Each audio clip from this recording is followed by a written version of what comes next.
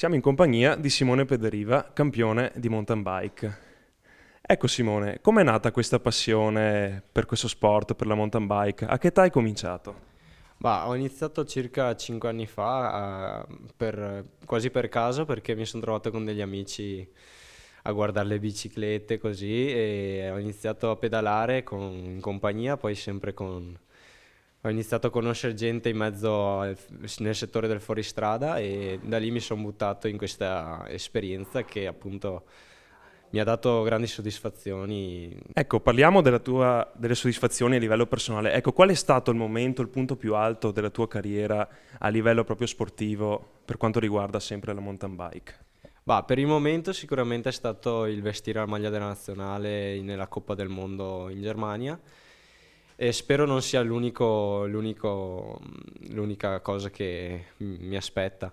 Spero di riuscire a rivestirla sicuramente questa maglia perché appunto è stata una cosa per me bellissima e rappresentare la nazione penso che, cioè, lo auguro a qualunque persona perché è una cosa veramente emozionante e bella. Punti a alzare l'asticella.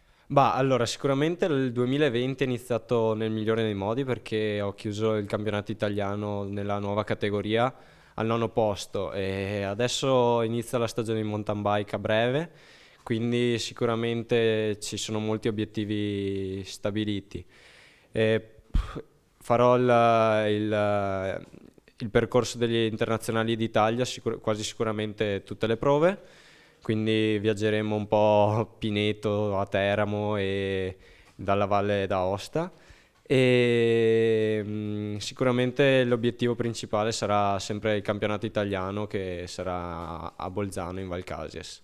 Per arrivare a questi livelli, ecco, cosa c'è? Qual è il segreto di questo sport, insomma, per arrivare a questi livelli? Allora, sicuramente credo che bisogna dedicare un sacco di tempo a te stesso e allo sport in sé, perché appunto devi dedicare ore e ore sopra la bici, poi quando arrivi a casa non puoi metterti magari a mangiare quello che ti passa per le mani, magari devi controllarti anche in quello.